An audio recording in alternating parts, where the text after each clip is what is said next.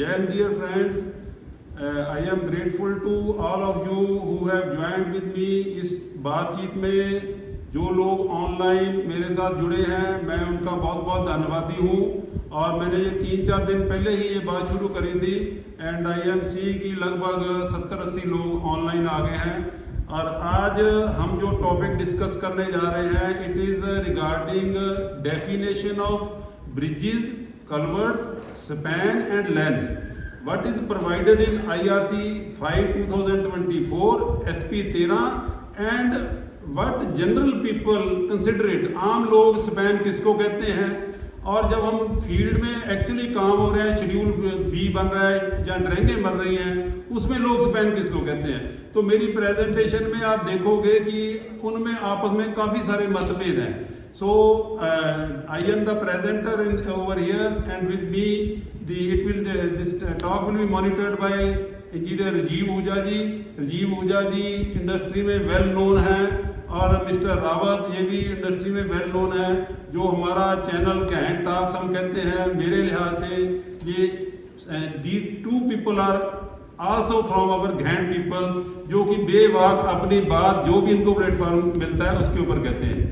So regarding this word gallery, so अभी हम discuss भी कर रहे थे, रामायण में ये बात आती है कि भी जब राम सेतु बना तो उनको बानर सेना को ऑर्डर हुआ और बानर सेना बड़े बड़े पत्थर लाके उसके अंदर दरिया के अंदर फेंक रही थी। तो वहाँ एक ग्लेरी भी जो कि राम जी की भगत थी वो भी छोटे छोटे किनके या पत्थर लाके वहाँ डाल रही थी।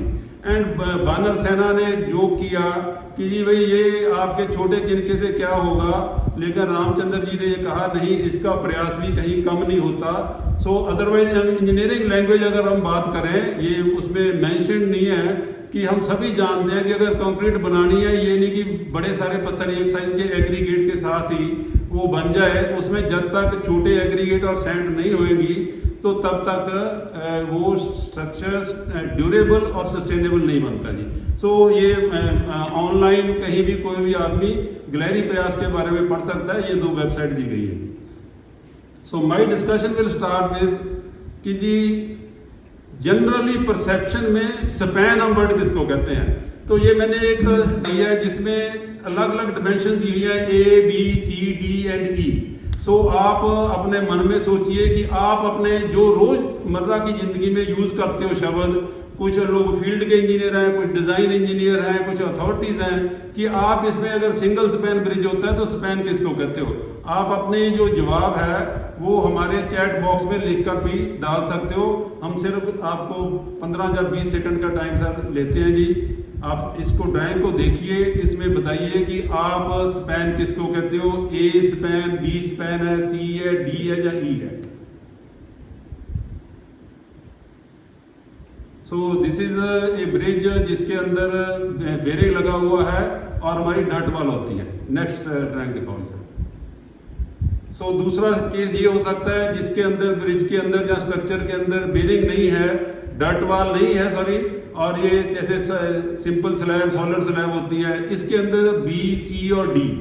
सो इसमें से आप लोग स्पैन किसको कहते हो। जरूरी नहीं मेरे को बताना, आप अपने मन में सोच के रखिए कि मैं स्पैन इसको कहता हूँ, क्योंकि अगली स्लाइड में हम बताने जा रहे हैं कि हमारा कोड किसको स्पैन कहता है और लोग जो फील्ड में एक्चुअली फॉलो कर रहे हैं वो स्पैन किसको फॉलो करते हैं। सिमिलरली जब ये हमारा मल्टी स्पैन ब्रिज होता है उसके अंदर ये जो A, B, C, D, A, B, C and E दिखाए गए हैं, दीज आर ऑल डिमेंशन जो अलग अलग लोग इसको स्पैन बोलते हैं। तो आप मल्टी स्पैन ब्रिज में स्पैन किसको कहते हो। मल्टी स्पैन में मैंने बेरिंग दिखाया हुआ है और डट वॉल दिखाई हुई है आपको। सो ये मैंने 3 फिगर्स आपको दिखाई, दोबारा एक बार रिकैप कर दो जी फिगर्स को, तीनों को जल्दी जल्दी से। पहली फिगर ये दिखाई जी, दूसरी फिगर ये दिखाई और तीसरी ये मल्टी स्पैन वाली दिखाई। तो तीनों फिगर्स में आप स्पैन किसको आज तक कहते आए हो या नहीं कहते आए, तो स्पैन क्या मानते हो। तो अब उसके बाद मैं आपको बताने जा रहा हूं कि हमारा IRC 5 जो कि बहुत क्रिस्प एंड क्लियर है, उसमें definition span is the horizontal distance between the centre line of adjacent supports. I am specifying the word supports. अब सपोर्ट को कई लोग कहते हैं जी पियर का सेंटर पियर सपोर्ट है, कई लोग कहते हैं कि ये अबटमेंट का सेंटर वो भी तो सपोर्ट ही है, but over here the support means जहां पर बेरिंग रेस्ट करता है। तो ये पॉइंट को मेरी रिक्वेस्ट भौमिक साहब को है कि जब आपका ये आप जो सेशन शुरू करने जा रहे हो जी, उसके अंदर ये बात बिल्कुल क्लियर करो। मेरे हिसाब से सपोर्ट जो बनती है जहां पर सुपर स्ट्रक्चर रेस्ट करता है, जो बेरिंग पेडेस्टल है, दैट इज द सपोर्ट। और जो मेरी बात है, ये मिनिस्ट्री की जो पुरानी ड्राइंगें भी हैं, आज भी जो ड्राइंगें आ रही हैं, मेरी बात उसको वो भी ड्राइंगें इसको संबोधित करती हैं कि सपोर्ट वही होता है। So span is the horizontal distance between the centre line of adjacent supports of a bridge superstructure और maximum distance between the inner walls of a culvert. अगर कलवर्ट है तो उसकी इनर वॉल है। इसको मैं ड्राइंग के रिप्रेजेंट करके दिखा रहा हूँ आपको जी। अगर सिंगल स्पैन है तो वो centre line of bearing to centre line of bearing, जो मैंने ये दिखाया हुआ है, ए जो दिखाया हुआ है, so this is the span as per IRC code. And in case of multi span bridges, centre line of bearing, centre line of bearing, जैसे ए और ए वर्ड लिखे हुए हैं, these are the spans. And in case of culverts, ये जो inner side है, अगर आपका बॉक्स टाइप कलवर्ट है, बॉक्स के अंदर की डिमेंशन जो है, अगर आपका स्लैब टाइप कलवर्ट है, तो आपकी जो दोनों अबटमेंट्स हैं उसके अंदर की डिमेंशन क्या है। मैंने ये वर्टिकल अबटमेंट दिखाई है। भौमिक साहब को मैं रिक्वेस्ट करूंगा, जब आप अपना प्रेजेंटेशन दो तो जनरली ये कई बार जो अबटमेंट की वालें होती हैं वो टेपर में होती हैं, तो उस केस में स्पैन ऊपर पकड़ना है, नीचे पकड़ना है। मैंने सिंप्लिसिटी के लिए दिखाया है कि स्लैब टाइप कलवर्ट में दीवारों के अबटमेंटों के अंदर अंदर और बॉक्स में बॉक्स की वाल्स के अंदर अंदर, इसको स्पैन हमारा कोड कहते हैं। सो जो मैंने अभी बात कही कि जो स्पैन है वो centre line of bearing to bearing है, मिनिस्ट्री ने अभी एक 32 मीटर स्पैन की ये ड्राइंग स्टैंडर्ड ड्राइंग इशू करी है। इसको अगली स्लाइड में जूम करके दिखाइए जी। ये देखिए 32 metre span, 30 metre width, ministry drawing number ये है। और इसके अंदर वो स्पैन बिल्कुल क्लियर लिखता है 32 मीटर, ऊपर देखो लिखा हुआ है जी, and it is centre line of bearing to bearing. फिर मैंने पुरानी ड्राइंगें भी मिनिस्ट्री की निकाल के देखी, वो भी centre line of bearing to bearing ही 32 मीटर कहती थी। तो आप सभी लोग सोच रहे होंगे, अगर कोड भी यही कहता है, ये भी यही कहता है, फिर दिक्कत क्या है गई साहब, आप क्या बताना चाहते हो, वो मैं अगली स्लाइड में आपको दिखाता हूँ। No, this is the practice sir. ये मैंने एग्जैक्टली एक प्रोजेक्ट की एक्चुअल डाटा उठाया है, और इसमें जो शेड्यूल बी है वो कहता है चेन्नई 59778 के ऊपर जो ब्रिज बनाना है उसका प्रपोज स्पैन इज 4 × 42 मीटर।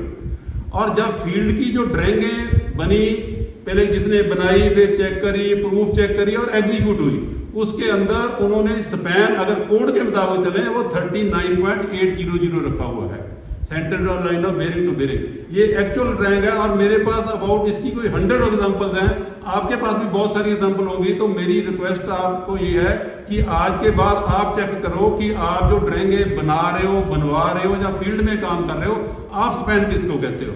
सो हमारा कोड क्लियर है, हमारी स्टैंडर्ड ड्राइंगें क्लियर है, लेकिन फील्ड में हम स्पैन इसको फॉलो कर रहे हैं। इसी तरह से एक एग्जांपल और दिखाता हूँ। इसमें 2 × 30 जमा 1 × 42 रखना था, और उन्होंने स्पैन जो रखा हुआ है 27.800 है।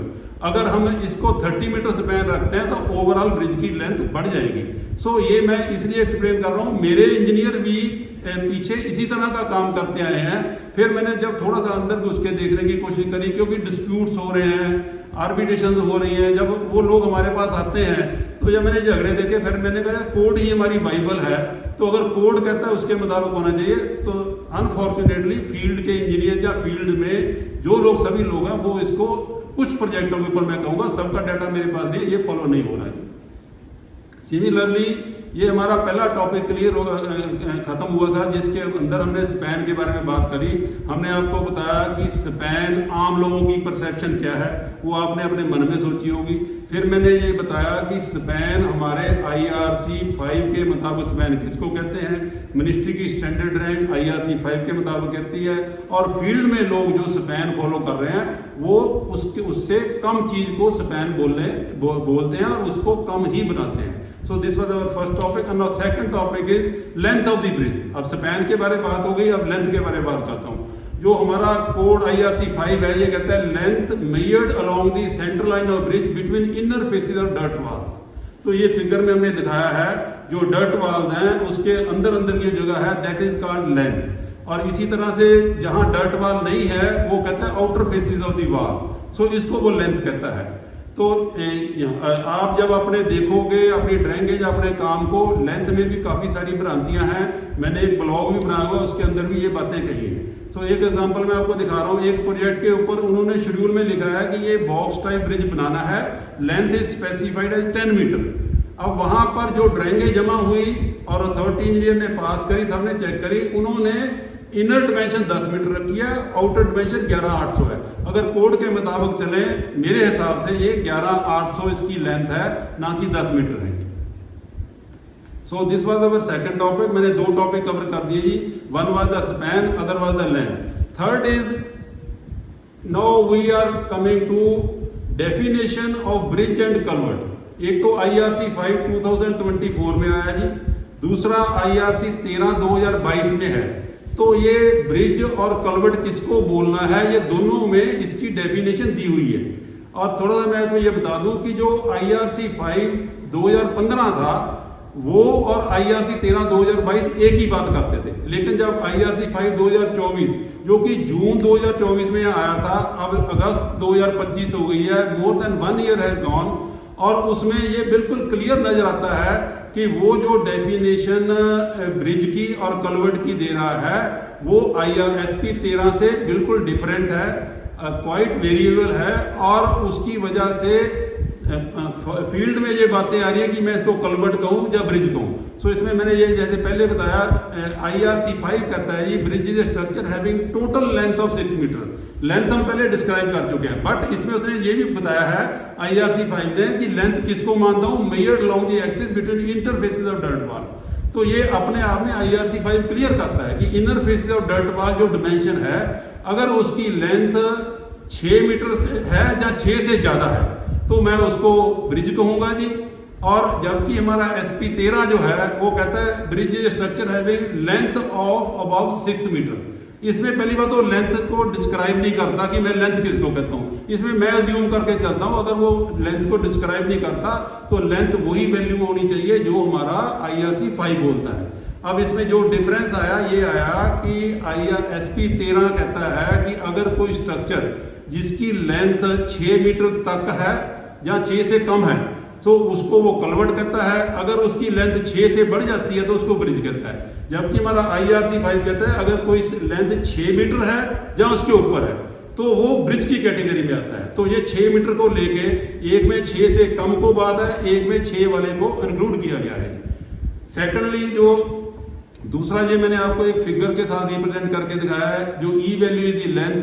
तो जैसे अभी मैंने कहा तो हमारा IRC 5 तो कहता है अगर E की वैल्यू 6 है या 6 से ज़्यादा है तो ये ब्रिज में आएगा। जबकि SP 13 हमारा ये कहता है कि अगर E 6 है अब जहाँ 6 से कम है, मतलब E अगर 6 है तो भी ये कल्वर्ट में आएगा। तो जनरली जब हम DPR बनाते हैं, डिज़ाइन करते हैं, क्योंकि हमारे एनालिसिस ऑफ रेट में जब हम एस्टिमेट लगाते हैं कल्वर्ट्स के ओवरहेड कॉस्ट और है, ब्रिजेस की कॉस्ट ओवरहेड्स और है। इसी तरह से फील्ड में जब शेड्यूल बी में इस तरह के इशू हो सकते हैं जिनके बारे में अवेयर नहीं हूँ, ये मैंने ड्राइंग से आपको रिप्रेजेंट करके दिखाया जी। और इसी तरह से अब दूसरा एक इशू तो ये हो गया जी रिगार्डिंग लेंथ कि जी लेंथ किसको ब्रिज कहना है, किसको कल्वर्ट कहना है। तो SP 13 और IRC 5 2024 एक दूसरे से कंट्राडिक्टरी बात करते हैं। अब बात आती है कि कल्वर्ट के बारे में। जब ये पहली बात ब्रिज की करी, कल्वर्ट में culvert is a structure on a road having a total length of less than 6 metre. और ये बताता है कि नापनी कौन सा है, measured at right angle between inner faces of the dirt wall. तो IRC 5 बिल्कुल क्लियर है, वो कहता है कि इनर फेसेस से नापना है, लेस देन 6 होनी चाहिए। लेस और मोर वाली बात हम कर चुके हैं, बट यहाँ वो कहता है inner faces of the dirt wall और SP 13 बोलता है outer faces of the wall. So ये एक और डिफरेंस आ गया। लगभग अगर वाल की थिकनेस हम 300 mm मान के चल पड़े जी, 250 से 300 तो 600 mm का फर्क आ जाता है। तो अगली स्लाइड में आपको दिखाता हूँ कि ये देखिए इस केस में जो हमारा IRC 5 है वो लेंथ अगर डर्ट वाल और विदाउट डर्ट वाल है तो बिटवीन दी अबटमेंट्स होगी जी, अगर विद डर्ट वाल है तो बिटवीन दी डर्ट वाल्स हो गए जी। जबकि SP 13 उसको आउटर डिमेंशन बोलता है। तो ये फिगर में बिल्कुल क्लियर हो गया। ये फिगर मैंने इसलिए बनाई है ताकि लेमैन भी सारे इसको समझ पाएंगे। सेकेंडली बॉक्स कल्वर्ट में जो मैंने लेस देन 6 वाली बात कही थी, ये जो सी डिमेंशन है IRC 5 तो सी डिमेंशन को कहता है कि अगर सी की वैल्यू आपकी 6 से कम है तो मैं इसको बॉक्स मान लूँगा, अगर ये 6 हो गई या 6 से ज़्यादा होगी तो ये ब्रिज बन जाएगा। जबकि हमारा SP 13 आउटर डिमेंशन को बोलता है और वो भी 6 का, जो मैंने आपको भी एक्सप्लेन किया, 6 मीटर का भी एक इशू है। सो ये मैंने एक एग्जांपल देके आपको दिखा रहा हूँ। IRC 5 के मुताबिक इनर डिमेंशन 5999 मतलब 6 मीटर से कम है तो लगभग उसकी आउटर डिमेंशन 600 हो जाती है, 6600 mm। सो IRC 5 के मुताबिक तो ये कलवट है, लेकिन जब SP 13 में जाएंगे क्योंकि आउटर डिमेंशन 6000 से ज़्यादा होगी, it will become a bridge. तो वी कैन अंडरस्टैंड कि जी ये इश्यूज कैसे कंट्रेक्चुअली जहाँ इश्यूज फील्ड में क्रिएट कर सकते हैं। फिर जो हमारा रेजिडेंट इंजीनियर या अथॉरिटी इंजीनियर है वो अपनी डेफिनेशन लेता है, कंट्रैक्टर अपनी डेफिनेशन लेता है और वो हर बंदा अपना अपना कोड उठा के चलता है। सो मैंने इस बात में आज की जो गिलहरी प्रयास था इसके अंदर आपको 2-3 बातें क्लियर करी। एक मैंने आपको बताया कि स्पैन, दूसरा लेंथ के बारे में बात करी, तीसरा मैंने बताया कि जी ब्रिज किसको कहना है और कलवर्ट किसको कहना है। तो इसका जो मैंने कंक्लूजन निकाला, जो मेरी सजेशंस हैं, the definition of culvert and bridges mentioned in IRC 5 is crisp and clear, क्योंकि ये हमारी पिछली ड्राइंगों से भी और नई ड्राइंगों से मैच करते हैं। But the definition provided in IRC SP 13 2022 is needs to be amended as given in IRC 5. This is my suggestion. Rest is to be seen by the IRC committees. Second is definition of the span and length of the bridge provided in IRC 5 is clear, and in standard drawing it is also clear. But the practicing engineer must carefully use the words. जब वो अपनी drawing बनाते हैं तो वो span लिखने के time जहाँ जब शेड्यूल बनाते हैं ये बात जहन में रखें कि ये कोड, जब आप वर्ड कुछ नहीं लिखते कि स्पैन, तो इट इज अंडरस्टूड कि जो IRC 5 में लिखा है that is called span.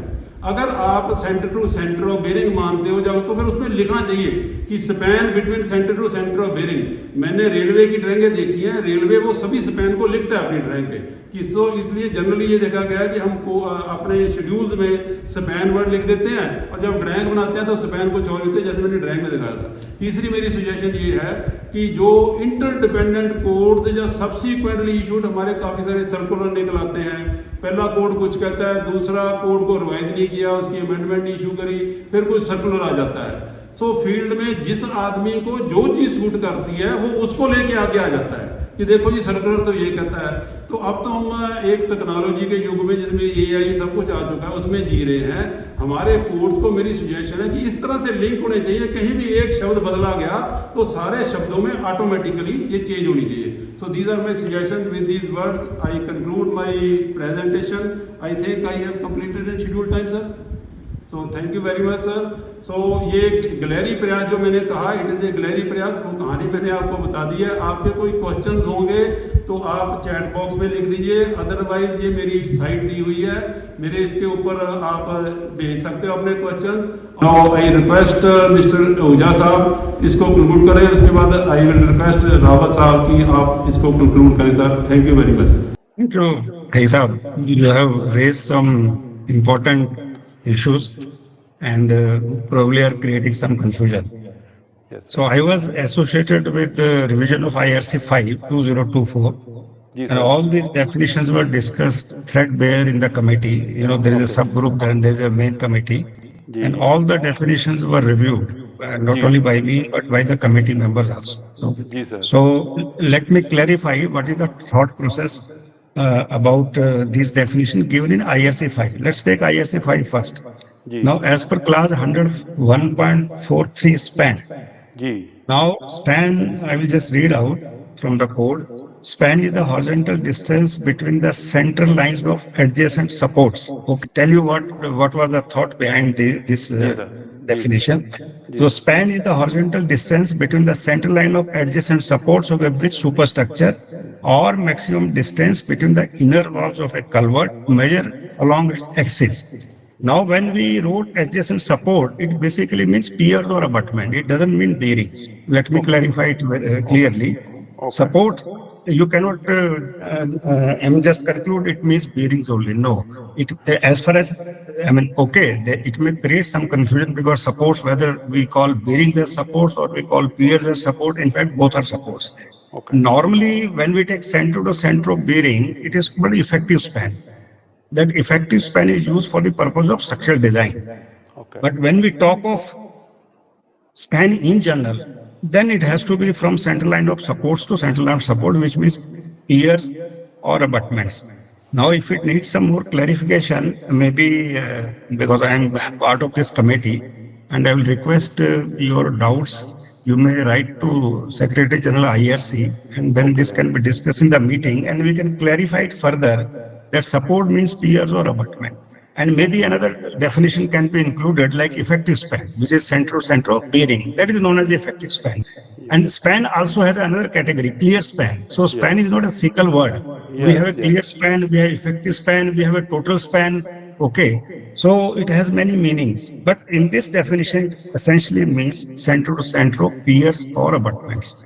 But if it needs some more elaboration, maybe that can be introduced in IRC 5. So that is as far as the span is concerned. Okay. Now let's compare the definitions given in IRC SP 13. Now in IRC SP 13, I will just read out bridges. We'll come to culverts later.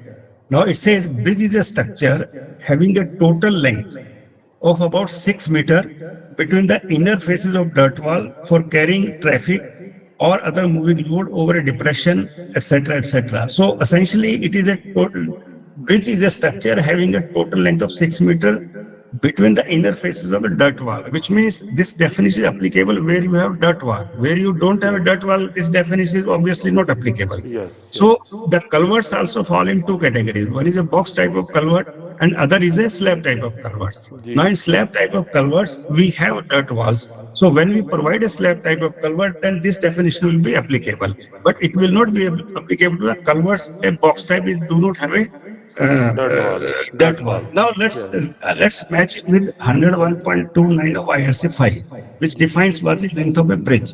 So as per IRC 5, the length of bridge structure shall be taken as the overall length measured along the center line of the bridge between the inner faces of dirt wall.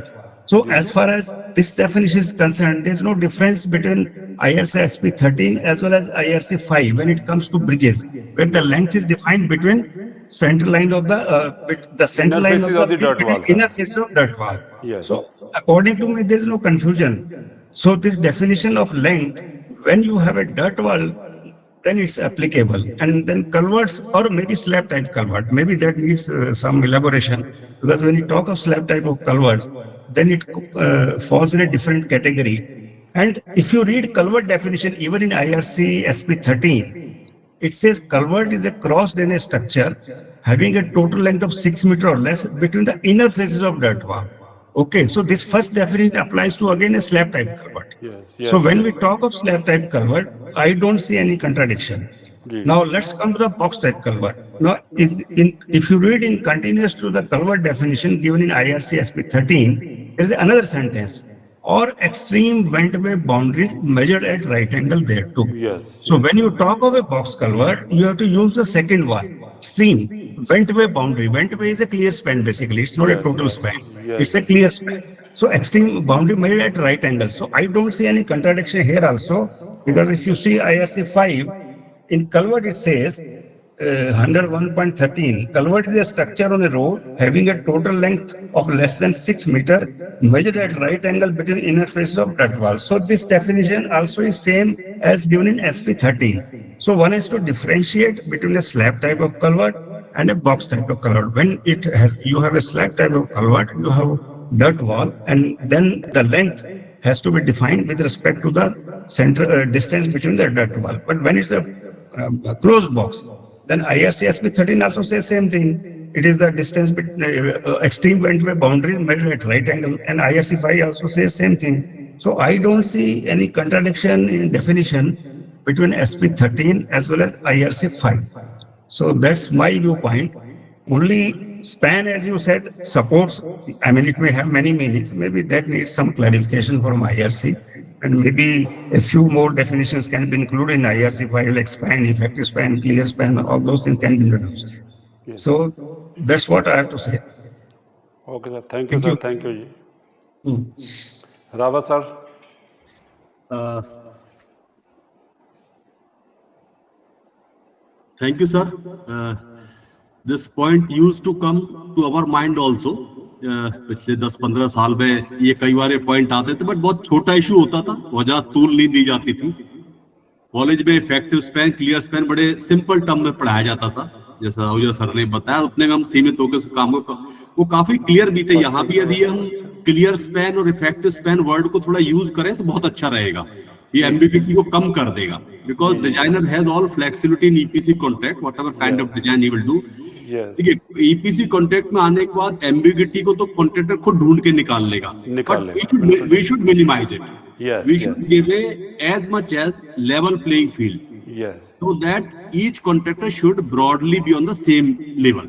Yes. Yes. तो sir culverts का जहां तक issue है, मेरा submission ये था sir, culvert का issue यदि 6 मीटर वाटरवे तक करके इसको क्लोज करते हैं, एक सिंपल रहेगा, बिकॉज कलवर्ट एक अलग टाइप में एंटिटी है, हमारा उससे वाटरवे से मतलब है, और हमको बहुत ज्यादा 6 से क्यों रखा, 6.5 क्यों नहीं रखा हम कह सकते हैं, या 5.5 क्यों नहीं रखा सर, 6 का वाटरवे रख के in between the waterway between the two walls, it is called, चाहे आपकी वॉल 30 मीटर 30 सेंटीमीटर की थिकनेस की है, 1 मीटर थिकनेस की, बट वाटरवे 6 मीटर है, उसको कन्वर्ट का रख दिया जाए, मेरे बहुत सिंप्लीफिकेशन के लिए सबमिशन था। सेकंड थिंग, जैसा अहुजा सर ने बताया, क्लियर स्पैन और इफेक्टिव स्पैन दोनों चीजों को डिफाइन कर दें अपने शेड्यूल में, बहुत अच्छा रहेगा, so it will become more clear to all bidders.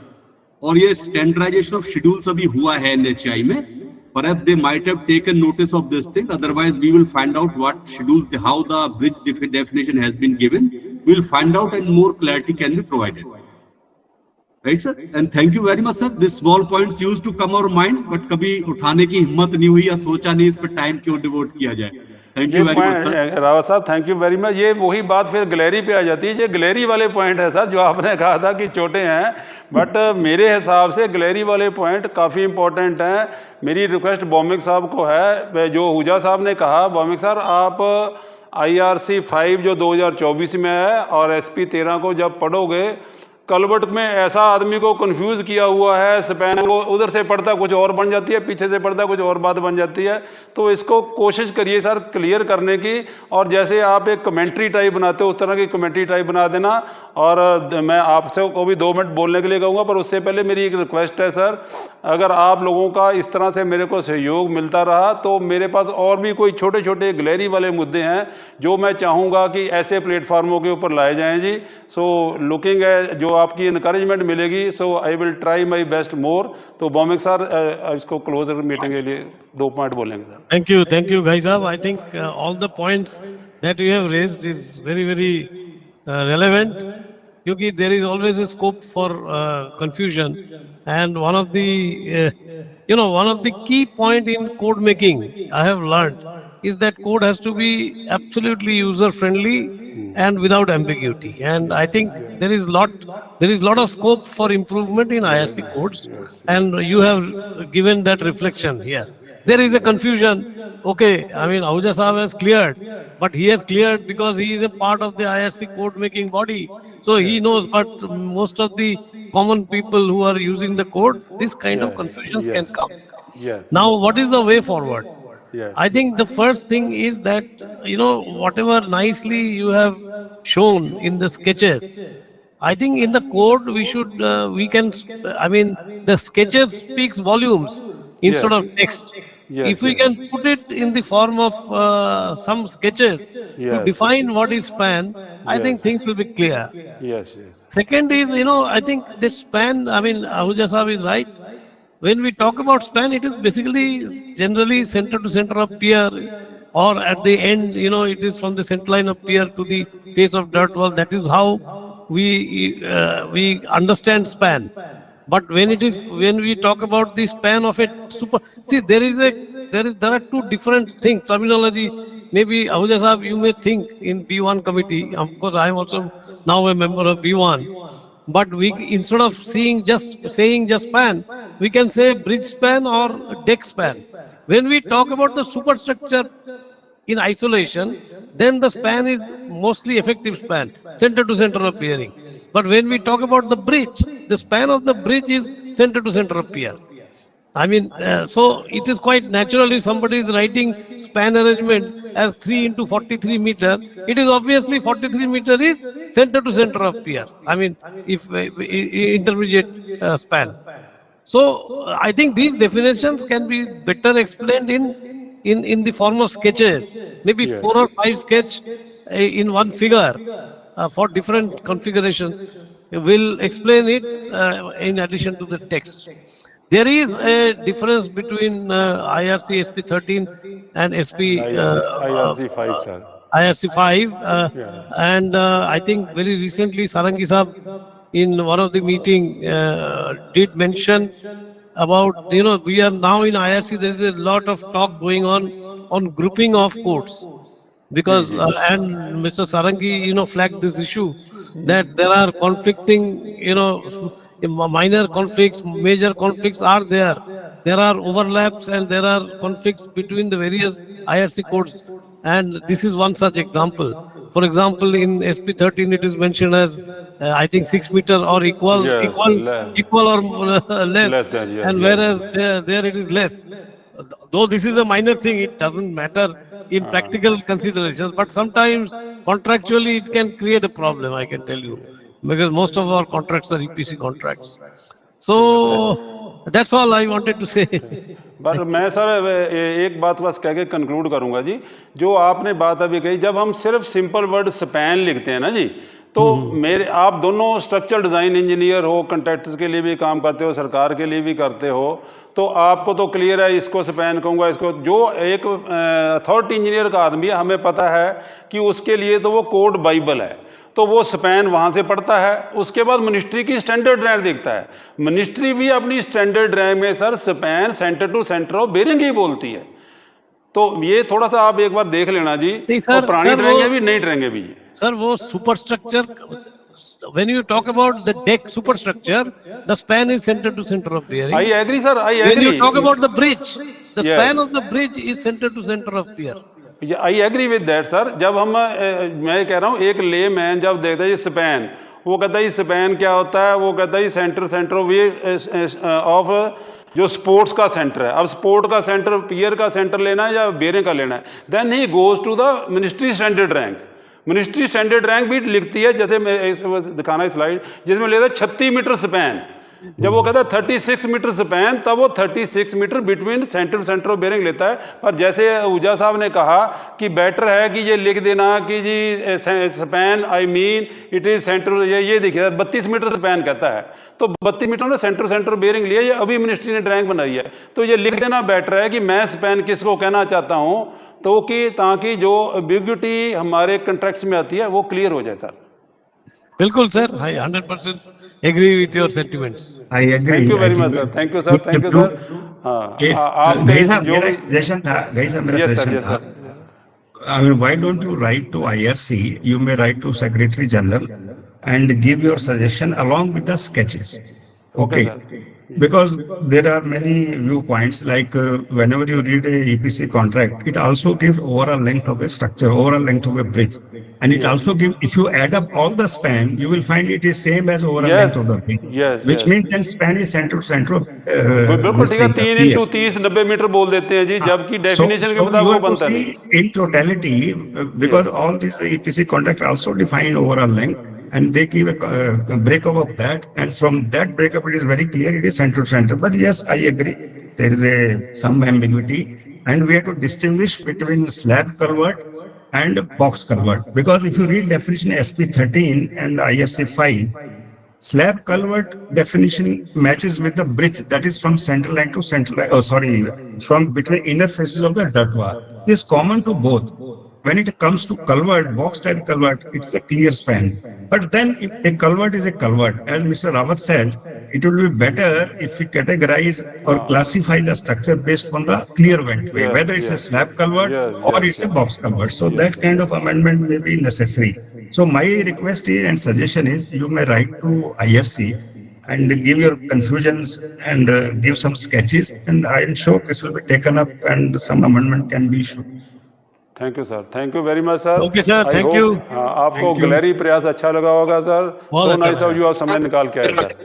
नहीं, छोटी छोटी चीजें भी बहुत मैटर करती हैं, जैसे आप, I will just add it. Tawde साहब कुछ कहना चाह रहे हैं सर, तावड़े साहब सर।